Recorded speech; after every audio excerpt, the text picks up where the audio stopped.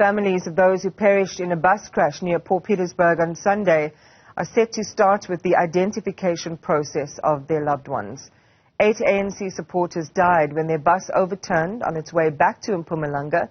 The injured are being treated in Vryheid, and Newzroom Afrika's Ziniko Mhlaba is there and joins us now. Ziniko, good morning and welcome. It's a sad moment for the families. This was a terrible tragedy that happened, and today they're set to identify their loved ones. Just talk us through what's expected to unfold this morning.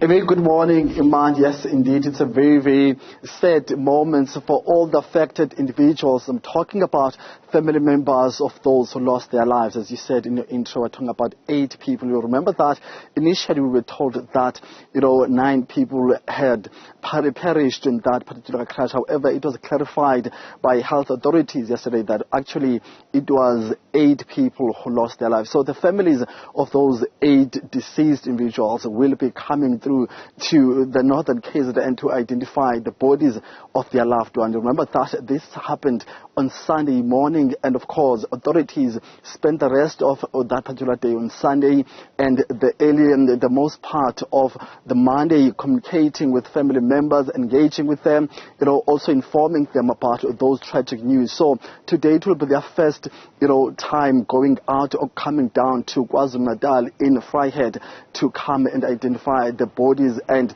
also get a sense of how the situation is, but also get proper briefing on what actually is the cause of death. Remember that the process of doing post-mortem started yesterday, so we are expecting that process to be concluded early today, as much as the health authorities would like to make sure that the families get access to the bodies of their loved ones so that they can start with the process of preparing for the burials. You remember that families might have different dates in terms of how soon or how or when they would like to bury their loved ones. So it was very important for the health officials here in KZN, but also in Mpumalanga, to ensure that all the medical investigations are done timely so that the bodies can be released to their loved ones. So when it comes to the survivors of the crash, we've got 4 people who are still fighting for their lives, but we also understand that they're in a stable condition. 3 of those survivors are here in this particular hospital, and we're just outside the entry point of this hospital.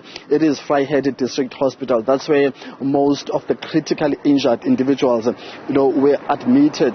So yesterday we managed to speak to 2 of those. However, the 3rd one was asleep at that time, so we could not disturb her time resting. So with the 2 patients we spoke to did tell us that they're actually happy with the treatment that they're getting in this particular facility. However, they were concerned and worried about what the future has in store for them, and one of them actually told us that she has a broken arm and she saw that fracture through an x-ray, and she is meant to go into surgery today so that they can try to fix that broken arm.